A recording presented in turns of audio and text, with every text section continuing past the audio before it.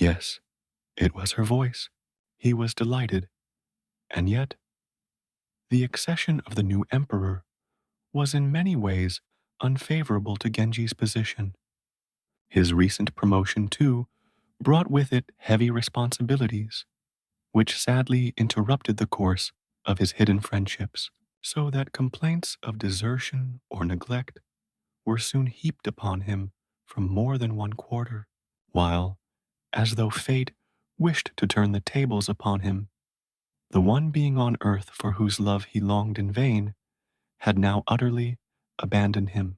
Now that the emperor was free to live as he chose, she was more constantly than ever at his side, nor was her peace any longer disturbed by the presence of a rival, for Kokiden, resenting the old emperor's neglect, now seldom left her son's palace.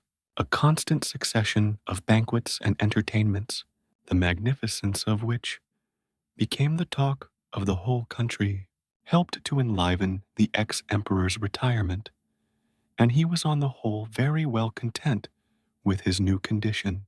His only regret concerned the heir apparent, whose position, unsupported by any powerful influence outside the palace, he regarded as extremely insecure. He constantly discussed the matter with Genji, begging him to enlist the support of the Minamoto clan. Such conversations tended to be somewhat embarrassing, but they gave Genji pleasure, insofar as they enabled him to take measures for the boy's welfare. An unexpected event now occurred. Lady Rokujo's daughter, by her late husband Prince Zembo, was chosen to be the new Vestal Virgin at Ise.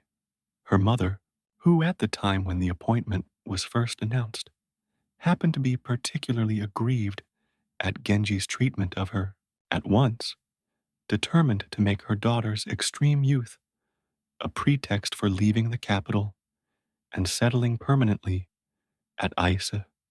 Being at the moment, as I have said, very much out of humor, she discussed the matter openly, making no secret of her real reasons for wishing to leave the city. The story soon reached the ex-emperor's ears, and sending for Genji, he said to him, "The late prince, my brother, was, as you probably know, regarded with the utmost affection and esteem, and I am profoundly grieved to hear that your reckless and inconsiderate conduct has cast a slur upon his family. For his daughter, indeed, I feel as much responsible as if she were of my own children. I must trouble you in future to safeguard to the utmost of your power the reputation of these unfortunate ladies.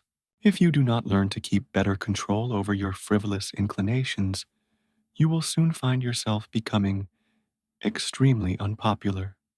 Why should his father be so much upset over the matter?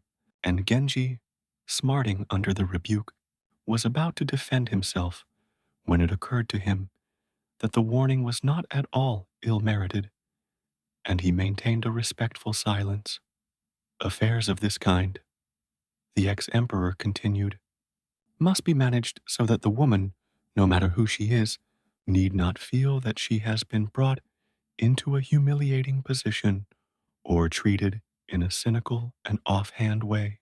Forget this rule, and she will soon make you feel the unpleasant consequences of her resentment.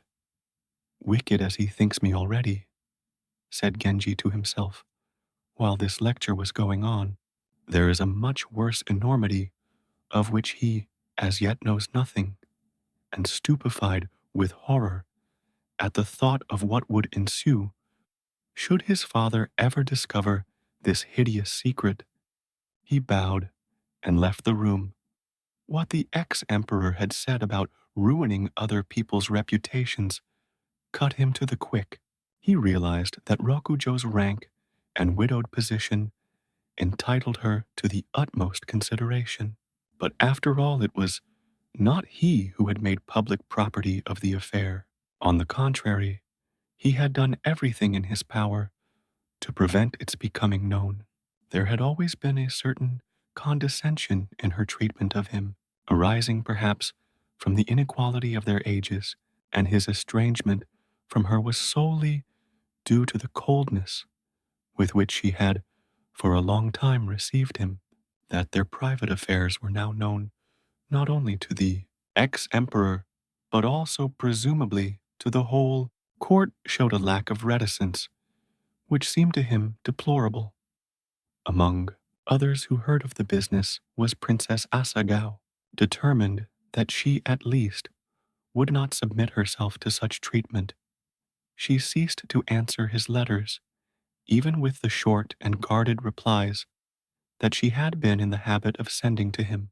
Nevertheless, he found it hard to believe that so gentle-mannered a creature was thinking unkindly of him, and continued to regard her with devoted admiration. Princess Aoi, when the story reached her ears, was, of course, distressed by this new instance of his fickleness, but she felt that it was useless, now that his infidelity was open and unabashed, to protest against one particular injury, and to his surprise, she seemed to take the matter rather lightly. She was suffering much inconvenience from her condition, and her spirits were very low.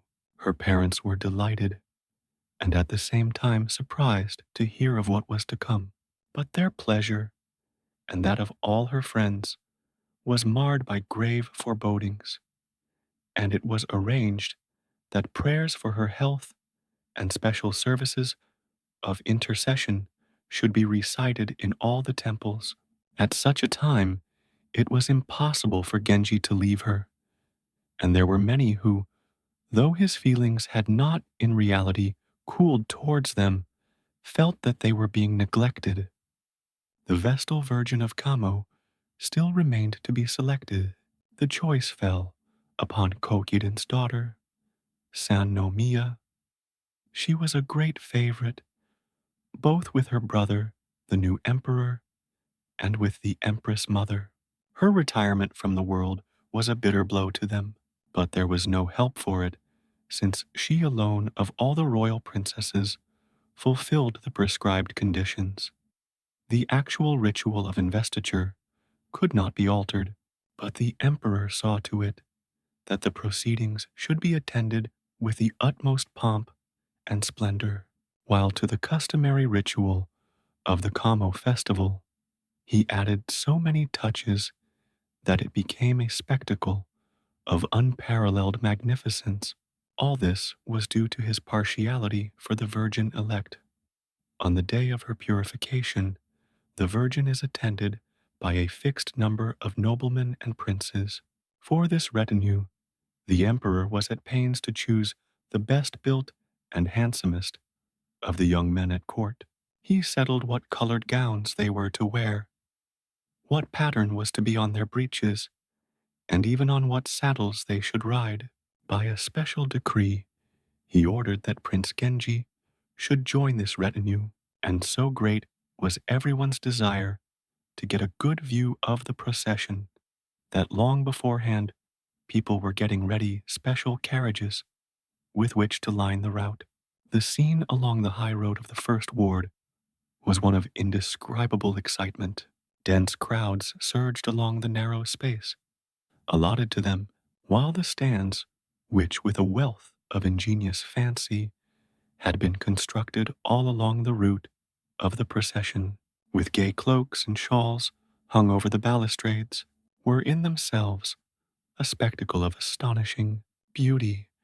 It had never been always practice to be present at such occasions as this, and in her present state of health, she would not have dreamt of doing so, had not her gentlewomen pressed round her, saying, "Come, madam, it will be no fun for us to go by ourselves and be hidden away in some corner. It is to see Prince Genji that all these people have come today. Why, all sorts of queer wild men from the mountains are here, and people have brought their wives and children from provinces ever so far away. If all these people who are nothing to do with him have taken the trouble to come so far, it will be too bad if you, his own lady, are not there." Overhearing this, Aoi's mother joined in. "You are feeling much better just now," she said. "I think you ought to make the effort. It will be so disappointing for your gentlewomen." At the last minute, Aoi changed her mind and announced that she was going. It was now so late that there was no time to put on gala clothes. The whole of the enclosure, allotted for this purpose, was already lined with coaches, which were packed so close that it was quite impossible to find space for the large and numerous carriages of Aoi and her train. A number of grand ladies began to make room for her, backing their coaches away from a suitable space in the reserved enclosure. Conspicuous among the rest were two basket-work carriages of a rather old-fashioned pattern, but with curtains such as are used by persons of quality, very discreetly decked with draperies that barely showed beneath the curtains. Yet these draperies, whether sleeve favor, skirt, or scarf, all of the handsomest colors, they seemed to belong to some exalted personage who did not wish to be recognized. When it was their turn to move, the coachman in charge of them would not lift a finger. "It is not for such as we to make way," they said stiffly, and did not stir. Among the attendants on both sides, there was a number of young grooms who were already the worse for liquor. They were longing for a scuffle, and it was impossible to keep them in hand. The staid and elderly outriders tried to call them back, but they took no notice. The two carriages belonged to Princess Rokujo, who had come secretly to the festival, hoping for a while to find distraction from her troubles. Despite the steps which she had taken to conceal her identity, it was at once suspected by some of Aoi's gentlemen, and they cried to the grooms that this was not an equipage which could be dealt with so high-handedly, or it would be said that their lady was abusing her position as wife of the Lord Commander. But at this moment, a number of Genji's servants mingled in the fray. They knew Rokujo's men by sight, but after a moment's embarrassment, they decided not to give assistance to the enemy by betraying his identity.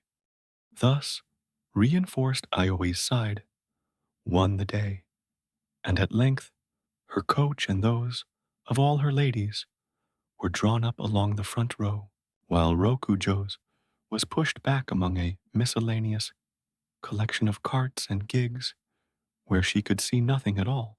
She was vexed beyond measure, not only at missing what she had come to see, but also that despite all her precautions, she had been recognized and, as she was convinced, deliberately insulted. Her shaft rest, and other parts of her coach as well, were damaged, and she was obliged to prop it up against some common person's carriage wheels. Why, she vainly asked herself, had she come among these hateful crowds? She would go home at once. What sense was there in waiting for the procession to come? But when she tried to go, she found that it was impossible to force a way through the dense crowds. She was still struggling to escape when the cry went up that the procession was in sight. Her resolution weakened. She would wait till Genji had passed by. He did not see her. How should he? For the crowds flashed by him like the hurrying images that a stream catches and breaks. She realized this, yet her disappointment was none the less. The carriages that lined the road, decked and garlanded for this great day, were crammed to overflowing with excited ladies, who, though there was no room for them, would not consent to be left behind. Peeping out under the blinds of their coaches, they smiled at the great personages who were passing quite regardless of whether their greetings were acknowledged. But every now and then, a smile would be rewarded by a quick glance or the backward turn of a head. Aoi's party was large and conspicuous. He wheeled round as he passed and saluted its members attentively. Rider after rider again, as the procession went by, would pause in front of Aoi's coach and salute her with the deepest respect.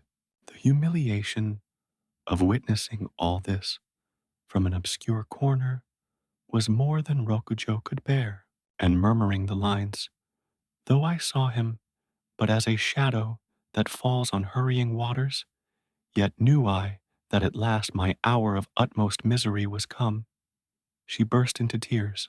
It was hideous that her servants should see her in this state, yet even while she struggled with her tears, she could not find it in her heart to regret that she had seen him in all his glory.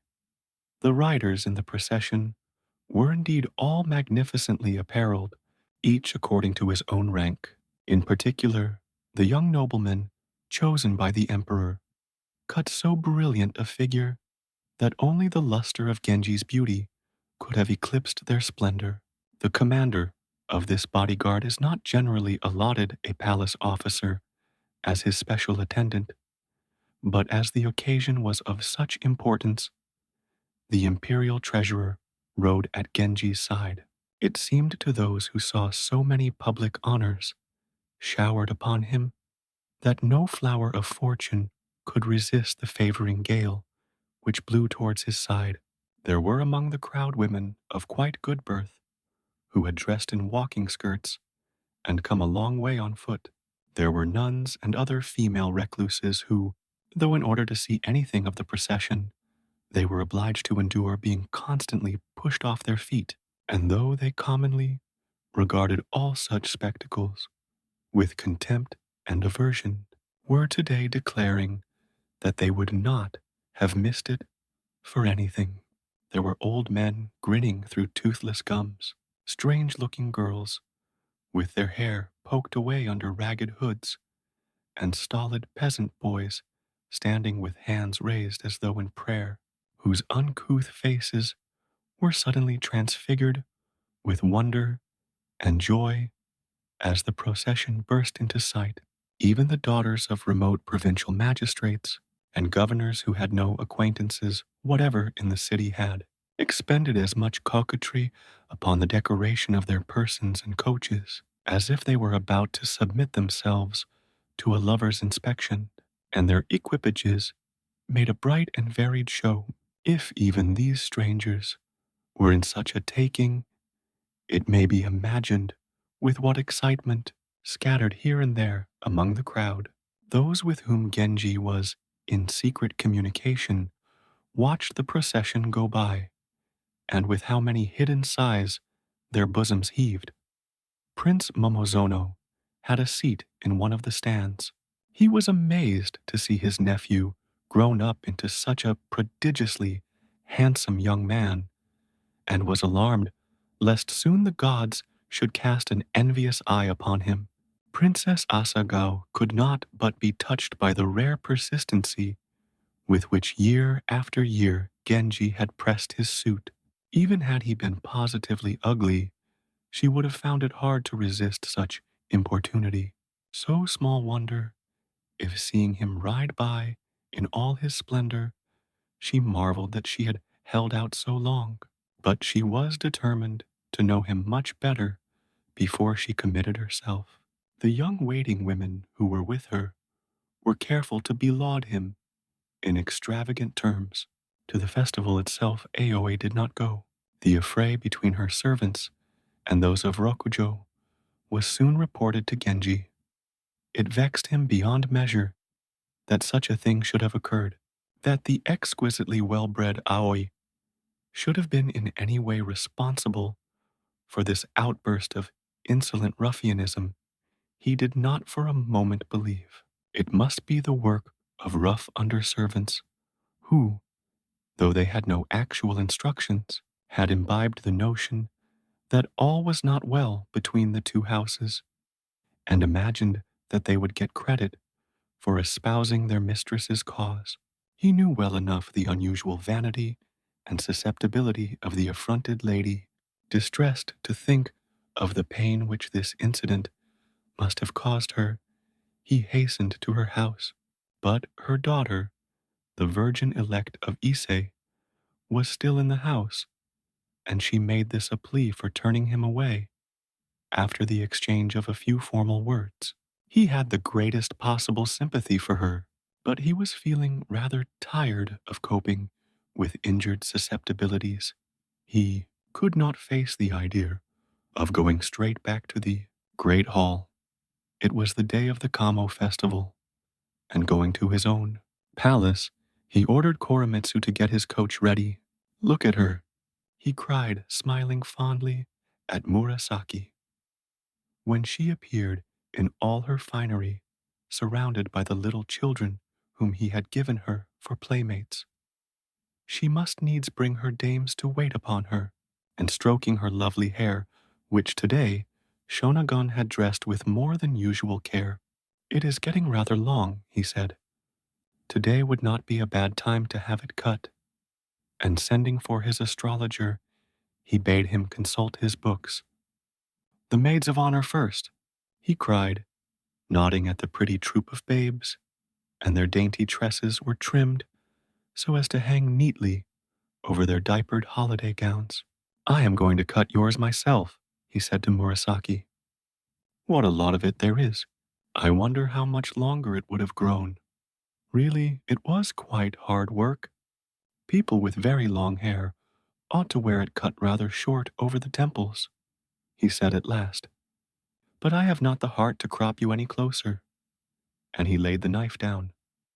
Shonagon's gratification knew no bounds when she heard him reciting the prayer with which the ceremony of hair-cutting should conclude. There is a seaweed called miru, which is used in the dressing of ladies' hair, and playing upon this word, which also means to see, he recited a poem in which he said that the miru weed, which had been used in the washing of her hair, was a token that he would forever fondly watch it grow. She answered that, like the sea tides which visit the miru, in its cleft he came but went away, and often her tresses unwatched by him would like the hidden seaweed grow.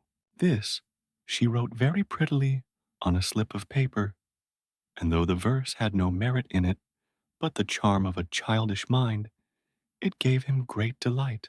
Today the crowds were as thick as ever. With great difficulty, he managed to wedge in his carriage close to the royal stables, but here they were surrounded by somewhat turbulent young noblemen, and he was looking for a quieter place when a smart carriage crammed full of ladies drew up nearby, and some one in it beckoned with a fan to Genji's servants. Will you not come over where we are? Said one of the ladies. We will gladly make room for you. Such an offer was perhaps somewhat forward, but the place she had indicated was such a good one that Genji at once accepted the invitation. I am afraid it is very unfair that we should take your place like this, Genji was beginning to say politely, when one of the ladies handed him a fan with the corner bent down. Here he found the poem, This flower-decked day of meeting, when the great God unfolds his portents in vain, have I waited, for alas, another is at thy side. Surely the handwriting was familiar. Yes, it was that of the ancient lady of the bedchamber. He felt that it was time she should give up such pranks as this, and answered discouragingly, Not ours this day of tryst, when garlanded and passionate the 80 tribes converge.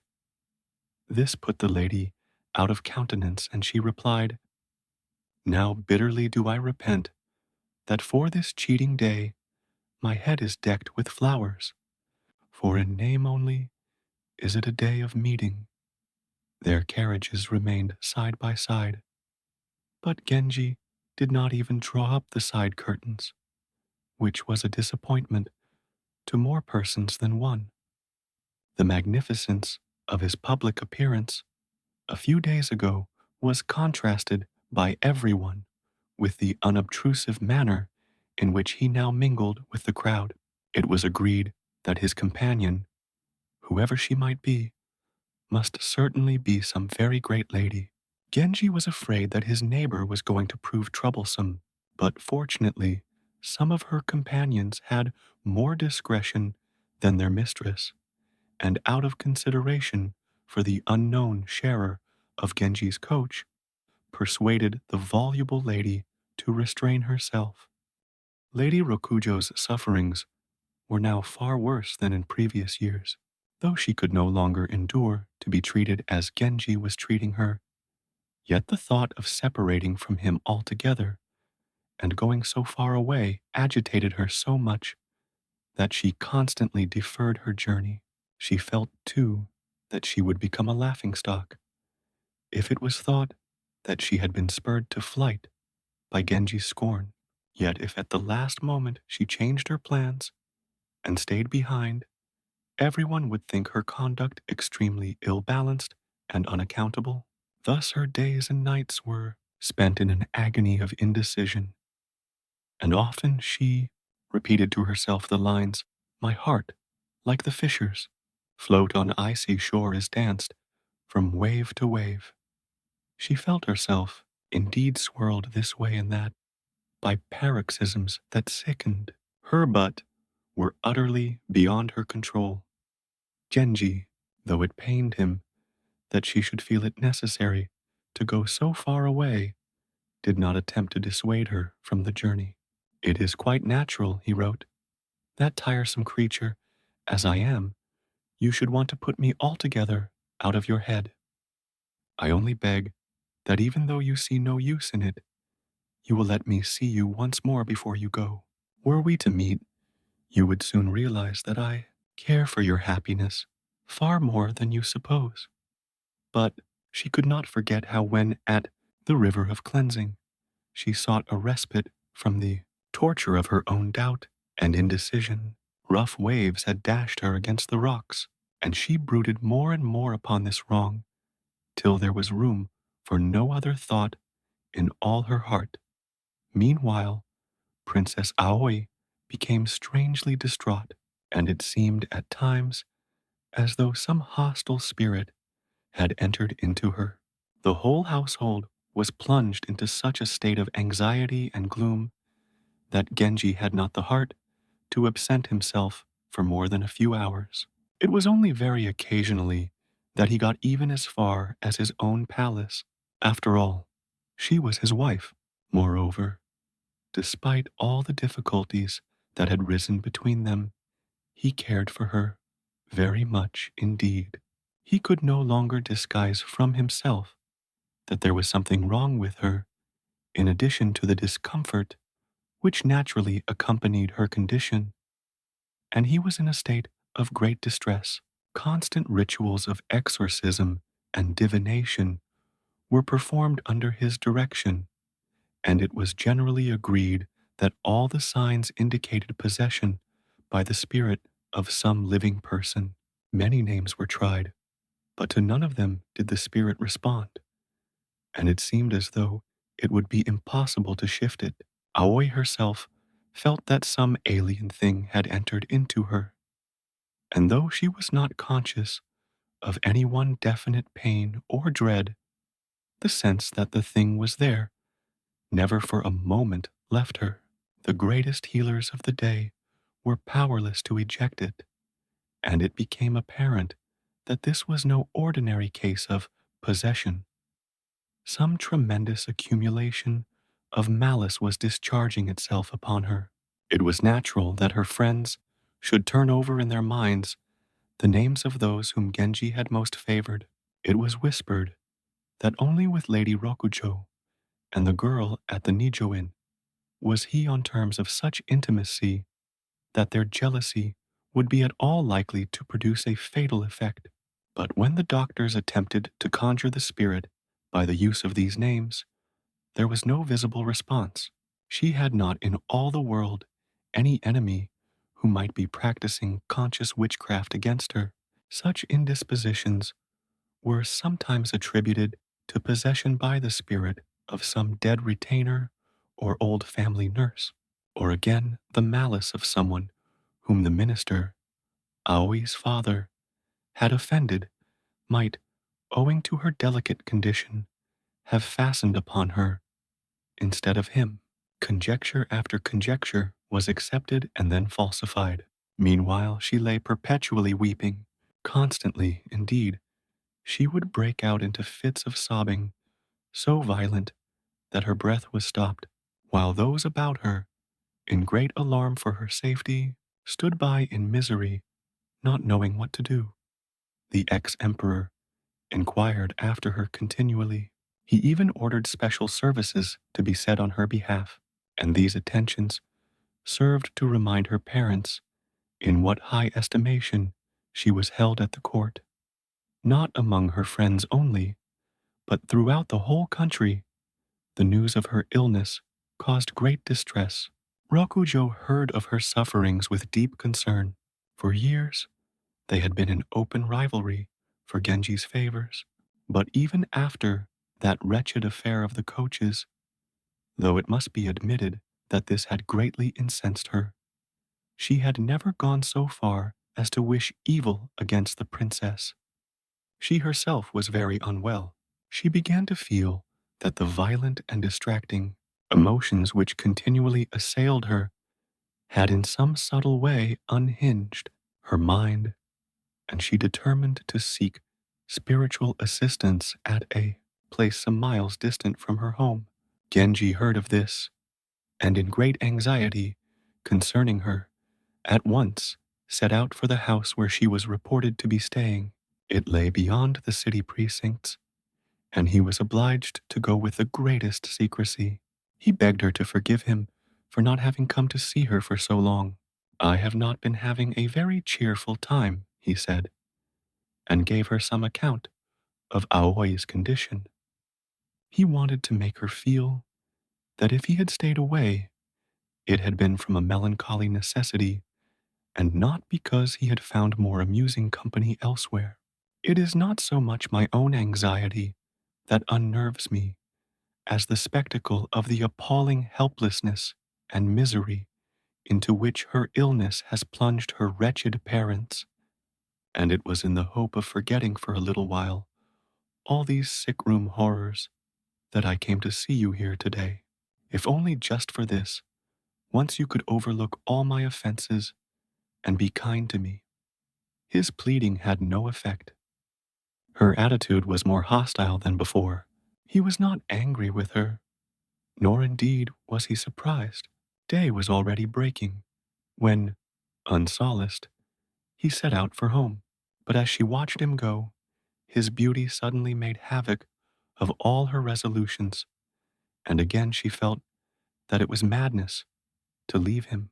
Yet what had she to stay for? Aoi was with child, and this could only be a sign that he had made his peace with her.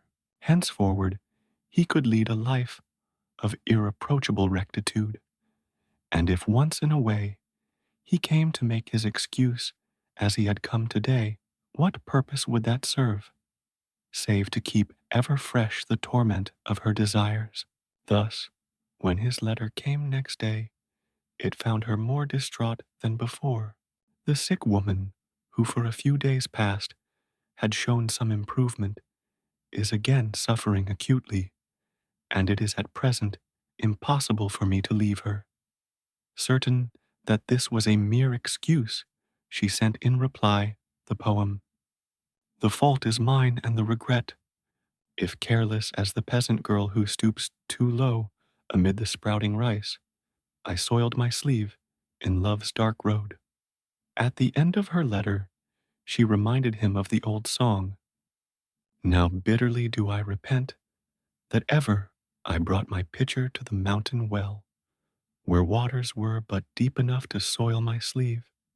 He looked at the delicate handwriting. Who was there, even among women of her high lineage and breeding, that could rival the ineffable grace and elegance with which this small note was penned?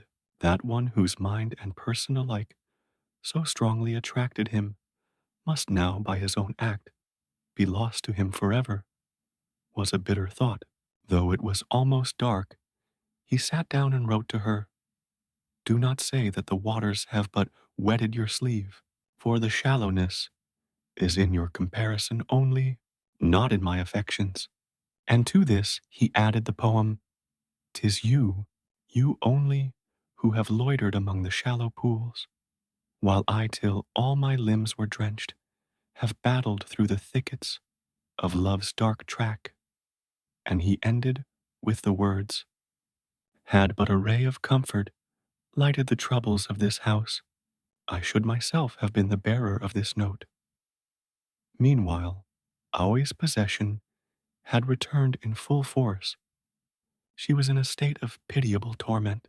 It reached Lady Rokujo's ears that the illness had been attributed by some to the operation of her living spirit. Others, she was told, believed that her father's ghost was avenging the betrayal of his daughter. She brooded constantly upon the nature of her own feelings towards Aoi, but could discover in herself nothing but intense unhappiness. Of hostility towards Aoi, she could find no trace at all, yet she could not be sure whether somewhere in the depths of a soul consumed by anguish, some spark of malice had not lurked through all the long years during which she had loved and suffered, though it had often seemed to her that greater torment could not anywhere in the world exist. Her whole being had never once been so utterly bruised and shattered as in these last days. It had begun with that hateful episode of the coaches. She had been scorned, treated as though she had no right to exist. Yes, it was true that since the festival of purification, her mind had been buffeted by such a tempest of conflicting resolutions that sometimes it seemed as though she had lost all control over her own thoughts. She remembered how one night she had suddenly, in the midst of agonizing doubts and indecisions, found that she had been dreaming. It seemed to her that she had been in a large, magnificent room where lay a girl whom she knew to be the Princess Aoi. Snatching her by the arm, she had dragged and mauled the prostrate figure with an outburst of brutal fury such as in her waking life would have been utterly foreign to her. Since then she had had the same dream several times. How terrible! It seemed then that it was really possible for one's spirit to leave the body and break out into emotions which the waking mind would not countenance. Even where someone's actions are all but irreproachable, she reflected, people take a malicious delight in saying nothing about the good he has done and everything about the evil. With what joy would they seize upon such a story as this, that after his death a man's ghost should pursue his enemies, is a thing which seems to be of constant occurrence.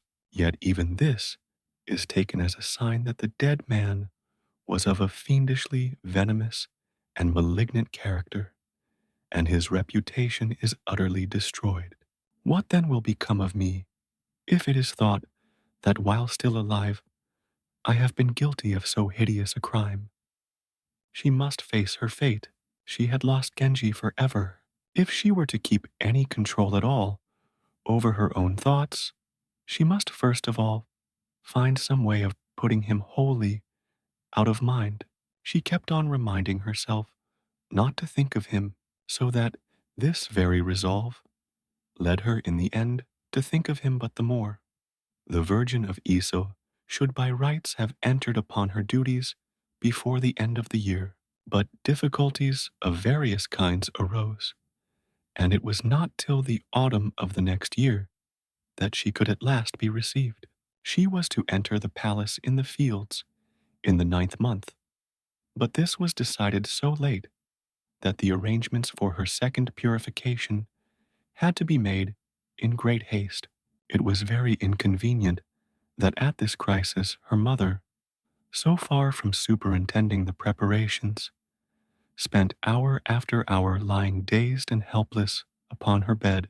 At last the priests arrived to fetch the girl away. They took a grave view of the mother's condition and gave her the benefit of their presence by offering up many prayers and incantations. But week after week she remained in the same condition, showing no symptom which seemed actually dangerous, Yet all the time, in some vague and indefinite way, obviously very ill, Genji sent constantly to inquire after her, but she saw clearly that his attention was occupied by quite other matters.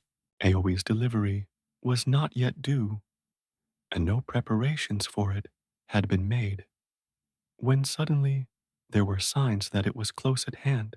She was in great distress, but though the healers recited prayer upon prayer, their utmost efforts could not shift by one jot the spiteful power which possessed her. All the greatest miracle workers of the land were there. The utter failure of their ministrations irritated and perplexed them. At last, daunted by the potency of their incantations, the spirit that possessed her found voice, and, weeping bitterly, she was heard to say, "Give me a little respite. There is a matter of which Prince Genji and I must speak."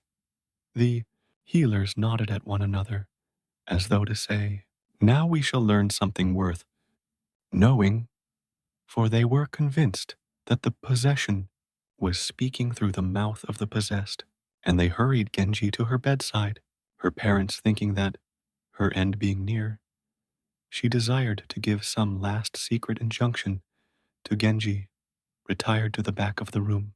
The priests, too, ceased their incantations and began to recite the Hokakyo in low, impressive tones. He raised the bed curtain. She looked lovely as ever, as she lay there, very big with child, and any man who saw her even now would have found himself strangely troubled by her beauty. How much the more than Prince Genji, whose heart was already overflowing with tenderness and remorse. The plaited tresses of her long hair stood out in sharp contrast to her white jacket. Even to this loose, sick-room garb, her natural grace imparted the air of a fashionable gown. He took her hand. "It is terrible," he began, "to see you looking so unhappy." He could say no more. Still she gazed at him. But through his tears, he saw that there was no longer in her eyes the wounded scorn that he had come to know so well, but a look of forbearance and tender concern. And while she watched him weep, her own eyes brimmed with tears. It would not do for him to go on crying like this. Her father and mother would be alarmed. Besides, it was upsetting Aoi herself, and meaning to cheer her, he said, "Come, things are not so bad as that. You will soon be much better, but even if anything should happen, it is certain that we shall meet again in worlds to come. Your father and mother, too, and many others, love you so dearly that between your fate and theirs must be some sure bond that will bring you back to them in many, many lives that are to be." Suddenly she interrupted him. "No, no, that is not it. But stop these prayers a while. They do me great harm." And drawing him nearer to her, she went on, "I did not think that you would come. I have waited for you till all my soul is burnt with longing." She spoke wistfully, tenderly, and still in the same tone, recited the verse, "Bind thou, as the seam of a skirt is braided, this shred that from my soul despair and loneliness have sundered." The voice in which these words were said was not Aoi's, nor was the manner hers. He knew someone whose voice was very like that. Who was it?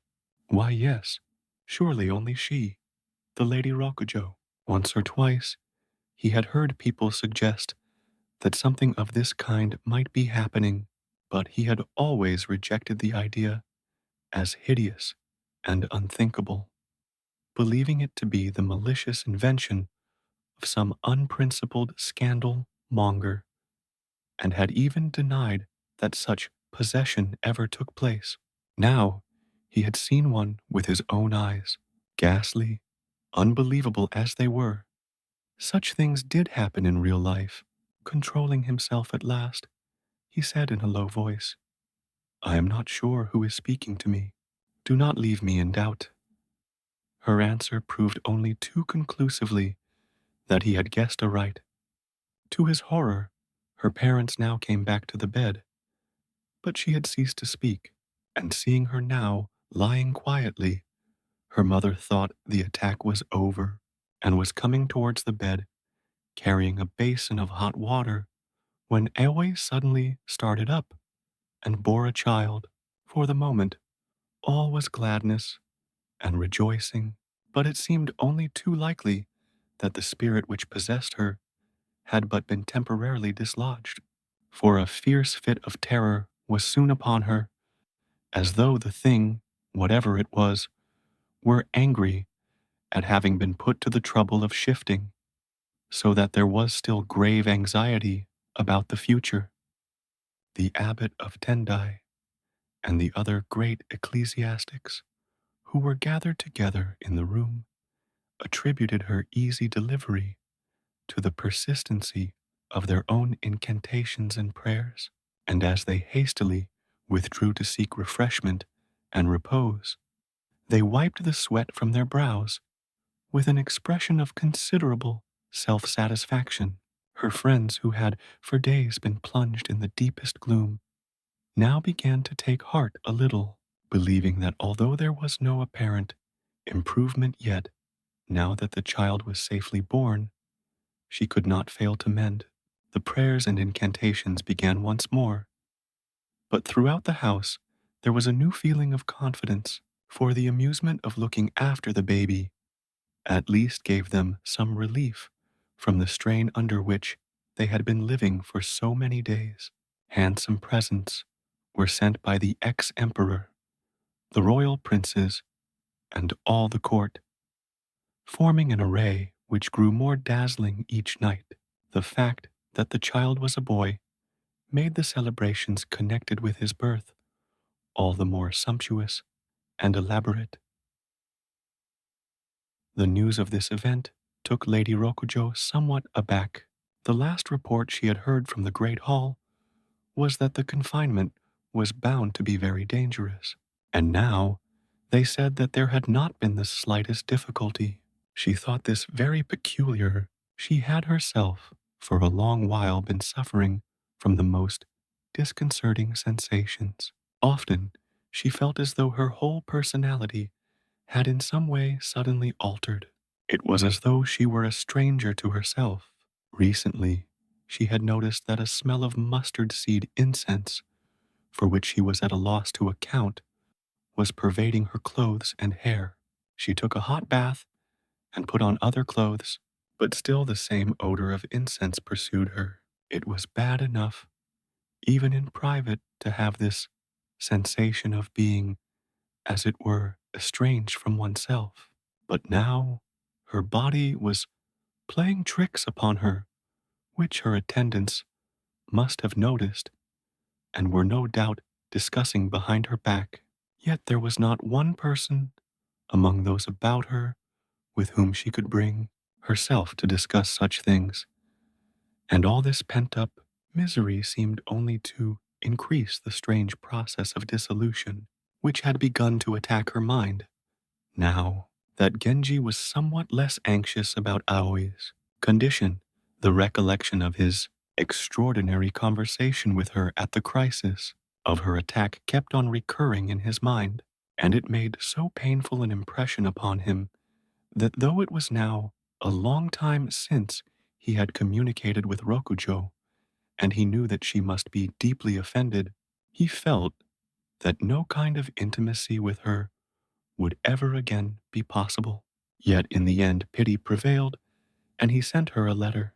It seemed indeed that it would at present be heartless to absent himself at all from one who had just passed through days of such terrible suffering, and from her friends who were still in a state of the gravest anxiety, and all his secret excursions were abandoned. Aoi still remained in a condition so serious that he was not allowed to see her. The child was as handsome an infant as you could wish to see.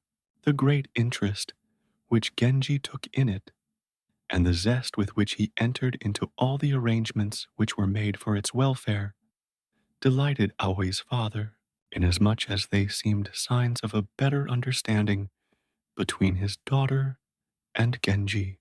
And though her slow recovery caused him great anxiety, he realized that an illness, such as that through which she had just passed, must inevitably leave considerable traces behind it, and he persuaded himself that her condition was less dangerous than one might have supposed.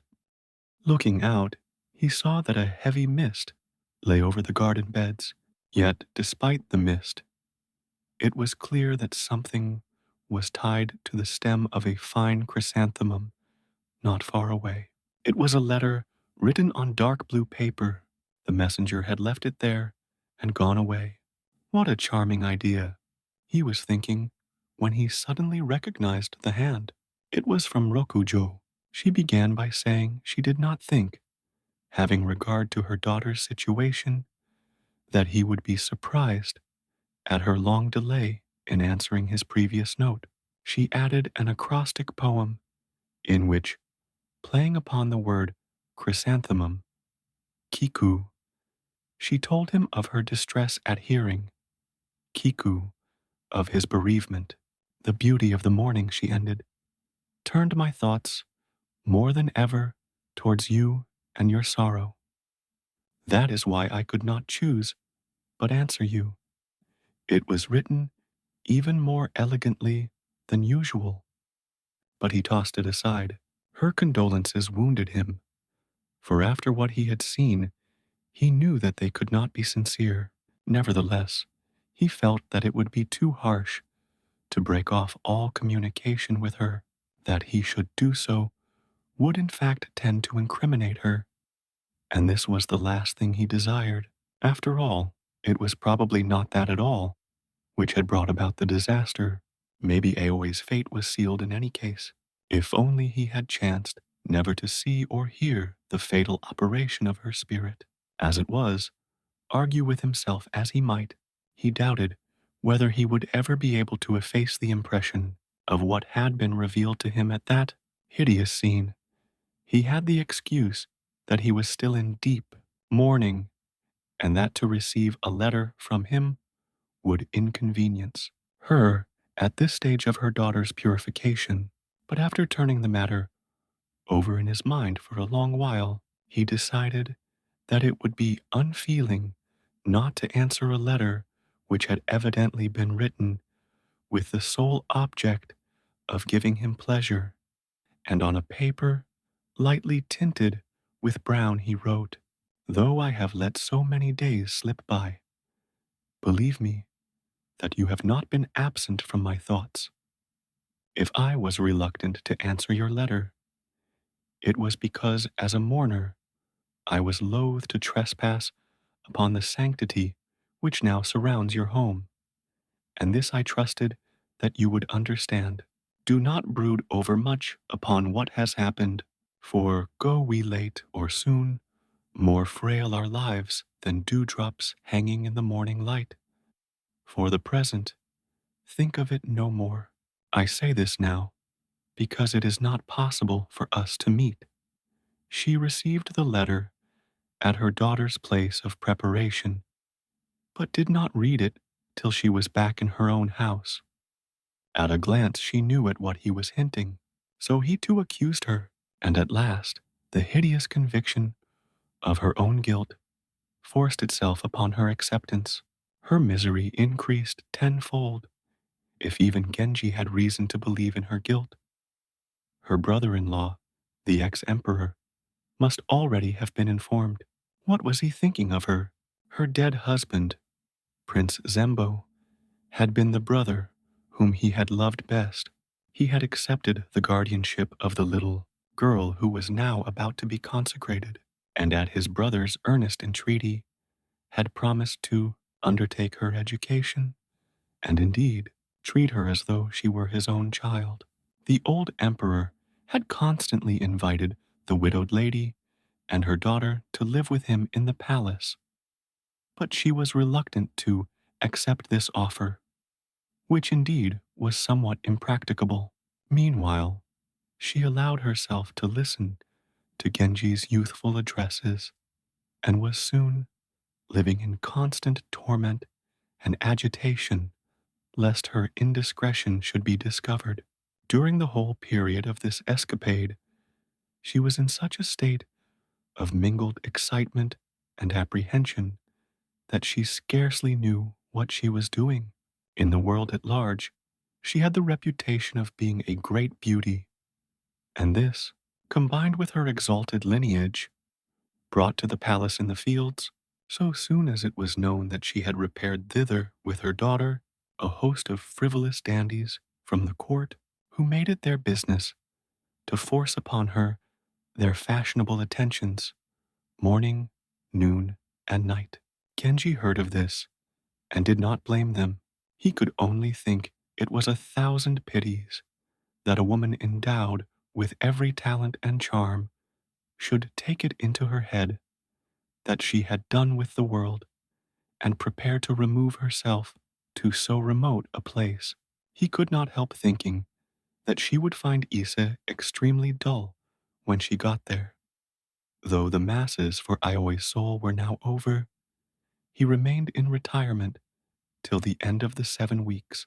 He was not used to doing nothing, and the time hung heavy on his hands. Often he sent for to know Chujo to tell him all that was going on in the world. And among much serious information, Chujo would often seek to distract him by discussing the strange escapades in which they had sometimes shared. On one of these occasions, he indulged in some jokes at the expense of the ancient lady of the bedchamber, with whom Genji had so indiscreetly become involved. Poor old lady, Genji protested. It is too bad to make fun of her in this way. Please do not do it.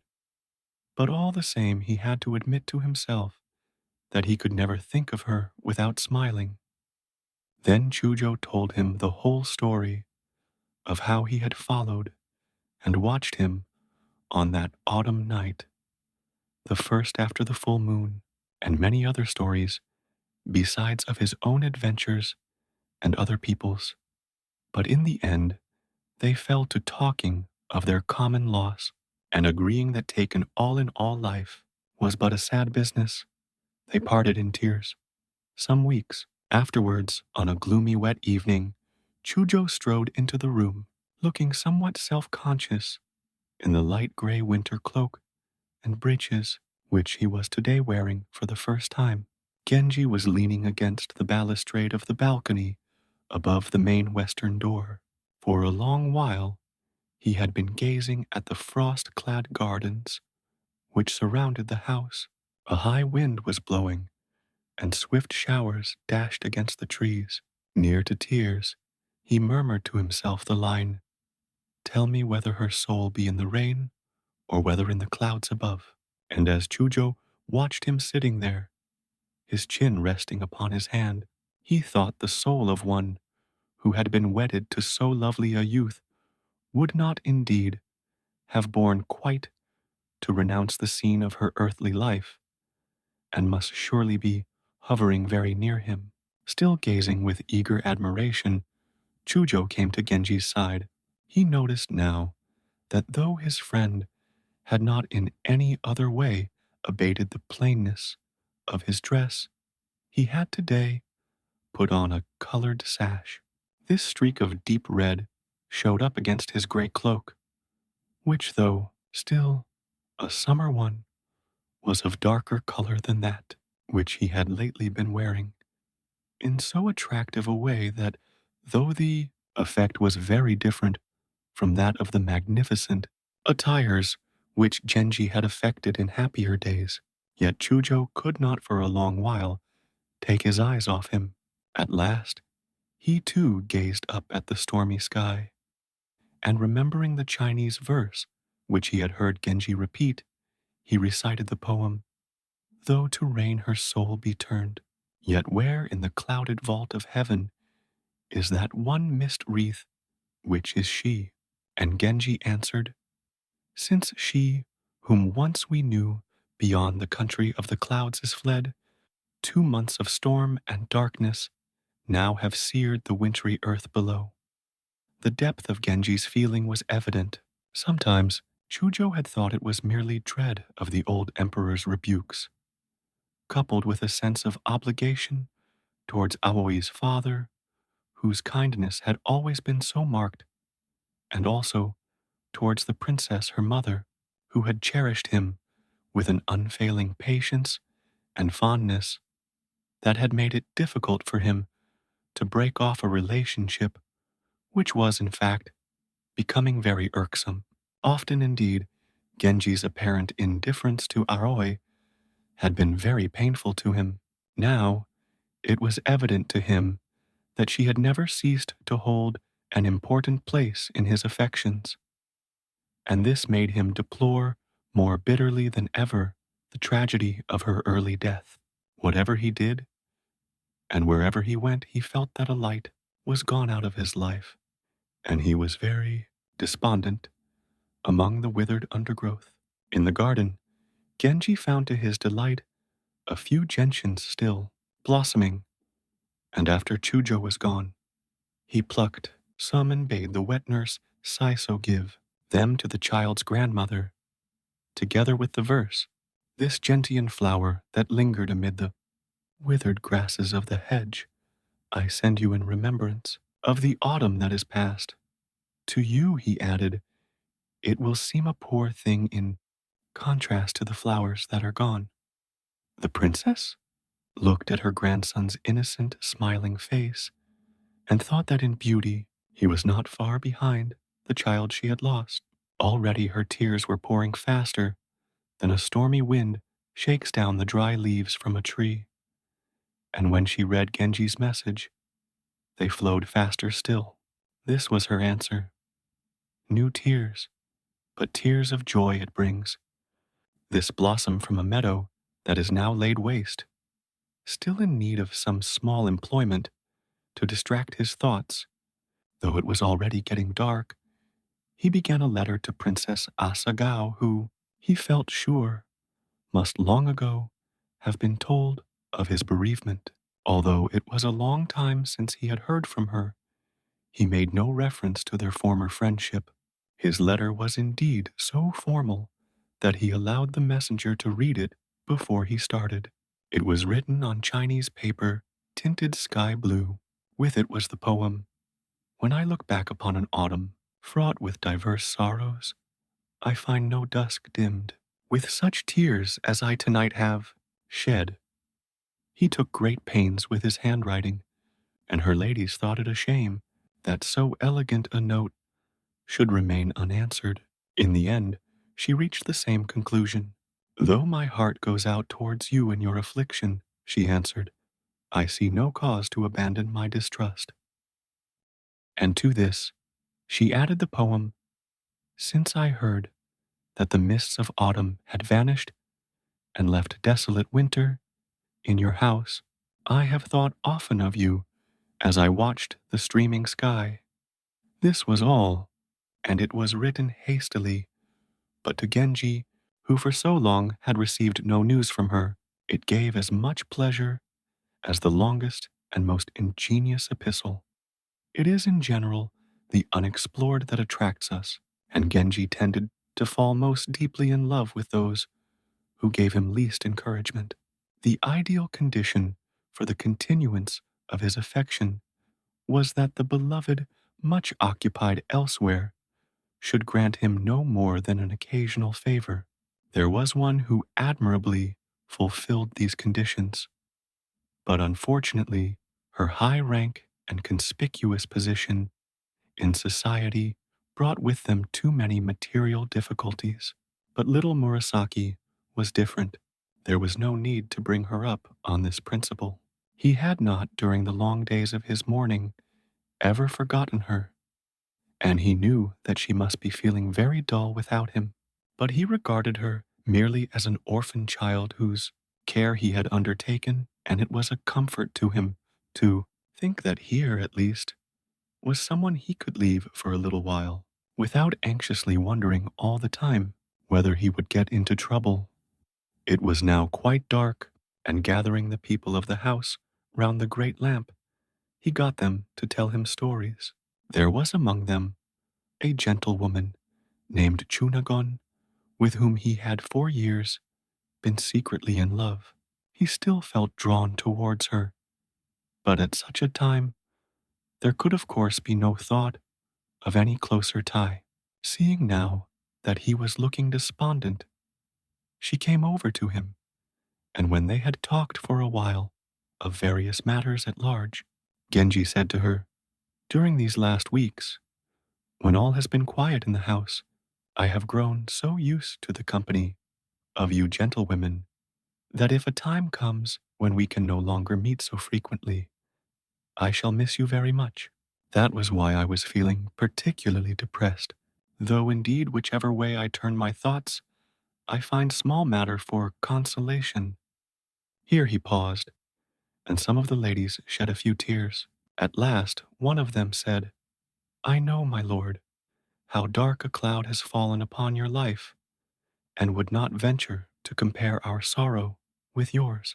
But I would have you remember what it must mean to us that henceforward you will never, do not say never," answered Genji kindly. "I do not forget my friends so easily as that.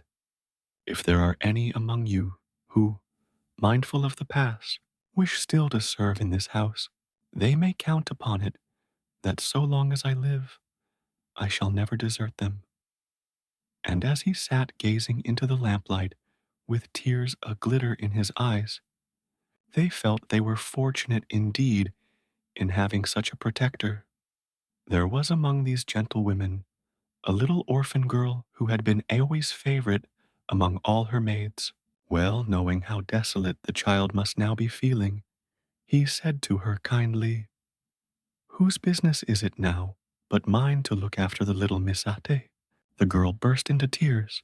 In her short tunic, darker than the dresses the others were wearing, with black neckerchief and dark blue breeches, she was a charming figure. "I hope," continued Genji, "that there are some who, despite the dull times they are likely to have in this house, will choose, in memory of the past, to devote themselves to the care of the little prince whom I am leaving behind. If all who knew his mother are now to be dispersed, his plight will be more wretched than before." Again he promised never to forget them, but they knew well enough that his visits would be few and far between, and felt very despondent. That night he distributed among these waiting ladies and among all the servants at the great hall, according to their rank and condition, various keepsakes and trifles that had belonged to their young mistress, giving to each whatever he thought most likely to keep her memory alive, without regard to his own preferences and dislikes in the household. He had determined that he could not much longer continue this mode of life, and must soon return to his own palace, while his servants were dragging out his coach, and his gentlemen assembling in front of his rooms. As though on purpose to delay him, a violent rainstorm began, with a wind that tore the last leaves from the trees and swept them over the earth with wild rapidity. The gentlemen who had assembled in front of the house were soon drenched to the skin. He had meant to go to the palace, then to the Nijo Inn, and return to sleep at the great hall. But on such a night, this was impossible, and he ordered his gentlemen to proceed straight to the Nijo Inn, where he would join them subsequently. As they trooped off, each of them felt, though none of them was likely to be seeing the great hall for by any means the last time, that today a chapter in his life was closed. Both the minister and his wife, when they heard that Genji was not returning that night, also felt that they had reached a new and bitter stage in the progress of their affliction. To Aoi's mother, he sent this letter: "The ex-emperor has expressed a strong desire to see me, and I feel bound to go to the palace. Though I shall not be absent for many days, yet it is now so long a time since I left this house that I feel dazed at the prospect of facing the great world once more. I could not go without informing you of my departure, but am in no condition to pay you a visit. The princess was still lying with closed eyes, her thoughts buried in the profoundest gloom. She did not send a reply. Presently, Aoi's father came to Genji's apartments. He found it very hard to bear up, and during the interview clung fast to his son-in-law's sleeve with an air of dependence which was pathetic to witness. After much hesitation, he began at last to say, "We old men are prone to tears, even when small matters are amiss.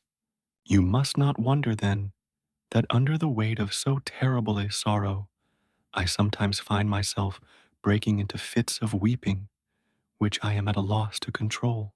At such moments of weakness and disarray, I had rather be where none can see me, and that is why I have not as yet ventured even to pay my respects to His Majesty, your good father. If opportunity offers, I beg you to explain this to him. To be left thus desolate in the last years of life is a sore trial, a very sore trial indeed. The effort which it cost him to say these words was distressing for Genji to watch, and he hastened to assure the old minister that he would make matters right at the court. Though I do not doubt, he added, that my father has already guessed the reason of your absence. As it was still raining heavily, the minister urged him to start before it grew quite dark. But Genji would not leave the house till he had taken a last look at the inner rooms.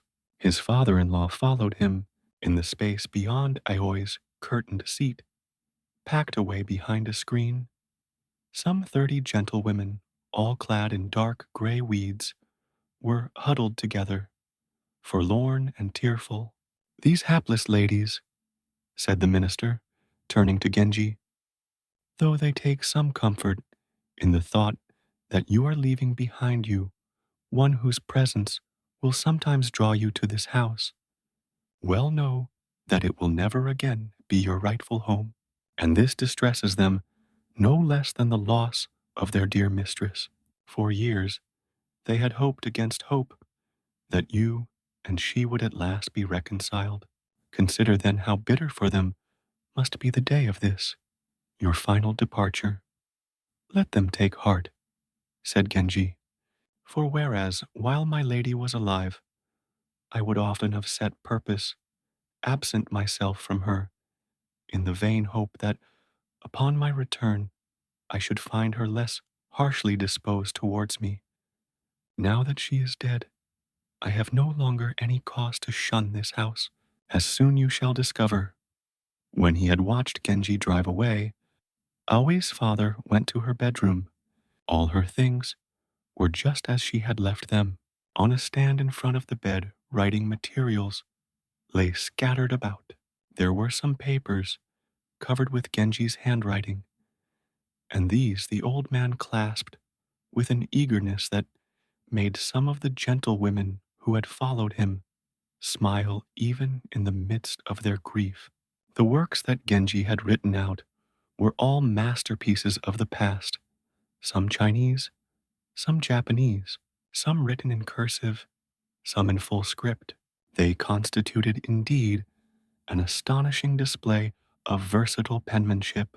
The minister gazed with an almost religious awe at these specimens of Genji's skill, and the thought that he must henceforth regard the young man whom he adored as no longer a member of his household and family must at that moment have been very painful to him. Among these manuscripts was a copy of Po Chui's Everlasting Wrong, and beside the words, the old pillow, the old coverlet with whom shall he now share. Genji had written the poem, Mournful her ghost, that journeying now to unfamiliar realms, must flee the couch where we were wont to rest, while beside the words, the white petals of the frost, he had written, "The dust shall cover this bed, for no longer can I bear to brush from it the nightly dew of my tears."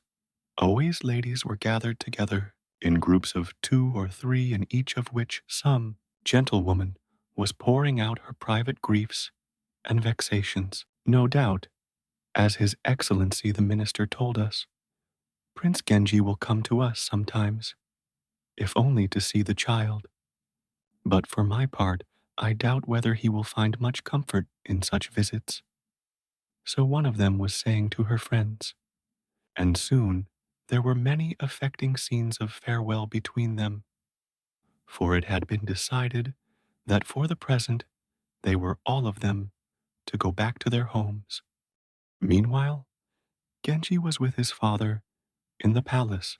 "You are very thin in the face," said the ex-emperor as soon as he saw him. "I am afraid you have overtaxed your strength by too much prayer and fasting." And, in a state of the deepest concern, he at once began pressing all kinds of viands and cordials upon him, showing with regard to his health, and indeed his affairs in general, a solicitude by which Genji could not help feeling touched. Late that night, he at last arrived at the Nijo Inn. Here he found everything garnished and swept. His men servants and maids were waiting for him at the door. All the gentlewomen of the household at once presented themselves in his apartments. They seemed to have vied with one another, which should look the gayest and smartest, and their finery contrasted pleasantly with the somber and dispiriting attire of the unfortunate ladies whom he had left behind him at the great hall. Having changed out of his court dress, he went at once to the western wing. Not only was Murasaki's winter costume most daintily designed, but her pretty waiting maids and little companions were so handsomely equipped as to reflect the greatest credit on Shonagon's management, and he saw with satisfaction that such matters might, with perfect safety, be left in her hands. Murasaki herself was indeed exquisitely dressed. "How tall you have grown since last I saw you," he said, and pulled up her little curtain of honor.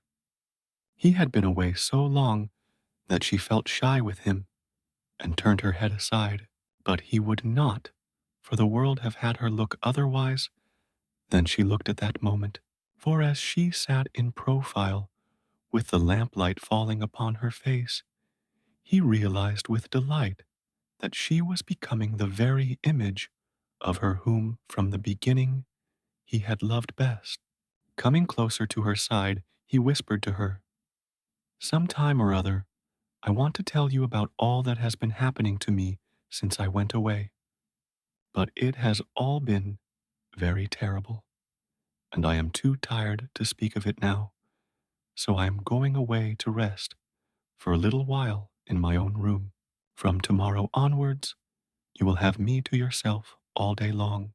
In fact, I expect you will soon grow quite tired of me." So far, so good, thought Shonagon when she heard this speech. But she was still very far from easy in her mind. She knew that there were several ladies of very great influence with whom Genji was on terms of friendship, and she feared that when it came to choosing a second wife, he would be far more likely to take one of these than to remember her own little mistress. And she was not at all satisfied. When Genji had retired to the eastern wing, he sent for a certain Lady Chujo to rub his limbs, and then went to bed. Next morning he wrote to the nurses of Aoi's child, and received from them, in reply, a touching account of its beauty and progress. But the letter served only to awaken in him useless memories and regrets. Towards the end of the day, he felt very restless, and the time hung heavily on his hands. But he was in no mood to resume his secret rovings, and such an idea did not even occur to him. In Murasaki, none of his hopes had been disappointed. She had, indeed, grown up into as handsome a girl as you could wish to see, nor was she any longer at an age when it was impossible for him to become her lover. He constantly hinted at this, but she did not seem to understand what he meant. He still had plenty of time on his hands, and the whole of it was now spent in her society. All day long they played together at draughts or word picking, and even in the course of these trivial pursuits, she showed a quickness of mind and beauty of disposition which continually delighted him. But she had been brought up in such rigid seclusion from the world that it never once occurred to her to exploit her charms in any more adult way. Soon the situation became unendurable, and though he knew that she would be very much upset, he determined somehow or another to get his own way. There came a morning when the gentleman was already up and about, but the young lady was still lying abed. Her attendants had no means of knowing that anything out of the ordinary had happened, for it had always been Genji's habit to go in and out of her room just as he chose. They naturally assumed that she was not feeling well, and were glancing at her with sympathy when Genji arrived, carrying a writing box, which he slipped behind the bed curtains. He at once retired, and the ladies also left the room. Seeing that she was alone, Murasaki slowly raised her head. There by her pillow was the writing box, and tied to it with ribbon a slender note. Listlessly, she detached the note, and unfolding it, read the hastily scribbled poem. Too long have we deferred this new emprise, who night by night till now have lain but with a shift between. That, this was what Genji had so long been wanting, came to her as a complete surprise, and she could not think why he should regard the unpleasant thing that had happened last night as in some way the beginning of a new and more intimate friendship between them. Later in the morning, he came again. Is something the matter with you? He asked. I shall be very dull today if you cannot play draughts with me. But when he came close to her, she only buried herself more deeply than ever under the bedclothes. He waited till the room was empty, and then bending over her, he said, Why are you treating me in this surly way? I little expected to find you in so bad a humor this morning. The others will think it very strange if you lie here all day. And he pulled aside the scarlet coverlet beneath which she had dived. To his astonishment, he found that she was bathed in sweat. Even the hair that hung across her cheeks was dripping wet. No, this is too much, he said. What a state you have worked yourself up into. But try as he would to coax her back to reason, he could not get a word out of her, for she was really feeling very vexed with him indeed. Very well, then, he said at last, if that is how you feel, I will never come to see you again. And he pretended to be very much mortified and humiliated. Turning away, he opened the writing box to see whether she had written any answer to his poem, but of course found none. He understood perfectly that her distress was due merely to extreme youth and inexperience, and was not at all put out. All day long he sat near her, trying to win back her confidence, and though he had small success, he found even her rebuffs, in a curious way, very endearing. At nightfall, it being the day of the wild boar, the festival cakes were served. Owing to Genji's bereavement, no great display was made, but a few were brought round to Murasaki's quarters in an elegant picnic basket. Seeing that the different kinds were all mixed up together, Genji came out into the front part of the house, and calling for Koremitsu said to him, I want you to take these cakes away and bring me some more tomorrow evening. only not nearly so many as this, and all of one kind. This is not the right evening for them." He smiled as he said these words, and Koremitsu was quick-witted enough at once to guess what had happened. He did not, however, think that it would be discreet to congratulate his master in so many words, and merely said, "It is true enough that if you want to make a good beginning, you must eat your cakes on the proper day." The day of the rat is certainly very much to the purpose. "Pray, how many am I to bring?" When Genji answered, "Divide by 3, and you will get the answer," Koremitsu was no longer in any doubt, and hastily retired, leaving Genji amused at the practiced air with which he invariably handled matters of this kind. He said nothing to anyone, but returning to his private house, made the cakes there with his own hands. Genji was beginning to despair of ever restoring her confidence and good humor, but even now, when she seemed as shy of him as on the night when he first stole her from her home, her beauty fascinated him, and he knew that his love for her in past days had been but a particle compared with what he had felt since yesterday. How strange a thing is the heart of man! For now, it would have seemed to him a calamity if even for a single night he had been taken from Murasaki's side, and only a little while ago, Koremitsu brought the cakes, which Genji had ordered very late on the following night.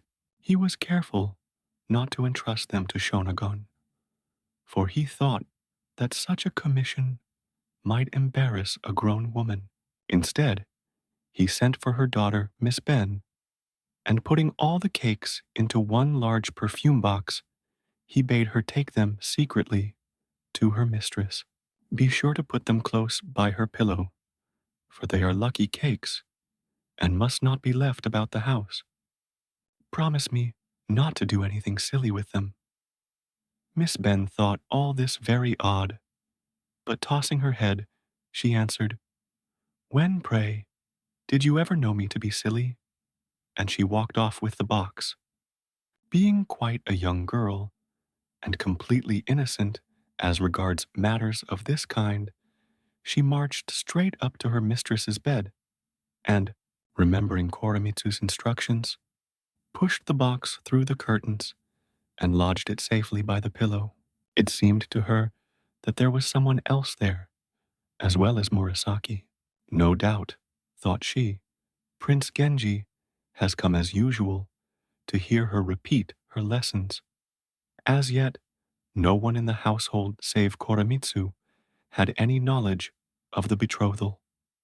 But when next day the box was found by the bed and brought into the servants' quarters, some of those who were in closest touch with their master's affairs at once guessed the secret. Where did these little dishes come from, each set on its own little carved stand? And who had been at such pains to make these dainty and ingenious cakes? Shonagon, though she was shocked at this casual way of slipping into matrimony, was overjoyed to learn that Genji's strange patronage of her young mistress had at last culminated in a definite act of betrothal, and her eyes brimmed with tears of thankfulness and delight. All the same, she thought he might at least have taken the trouble to inform her old nurse, and there was a good deal of grumbling in the household generally at an outside retainer such as Koremitsu having got wind of the matter. First, during the days that followed, he grudged even the short hours of attendance which he was obliged to put in at the palace and in his father's rooms, discovering, much to his own surprise, that save in her presence, he could no longer enjoy a moment's peace. The friends whom he had been wont to visit showed themselves both surprised and offended by this unexplained neglect. But though he had no wish to stand ill with them, he now found that even a remote prospect of having to absent himself from his palace for a single night was enough to throw him quite out of gear. And all the time he was away, his spirits were at the very lowest ebb, and he looked for all the world as though he were sickening from some strange illness.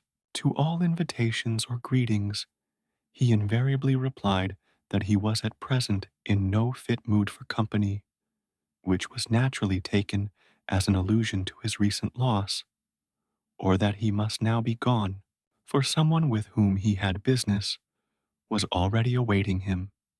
The minister of the right was aware that his youngest daughter was still pining for Prince Genji, and he said one day to Princess Kokiden, while his wife was alive, we were bound, of course, to discourage her friendship with him in every way we could. But the position is now quite changed, and I feel that, as things are, there would be much to be said for such a match.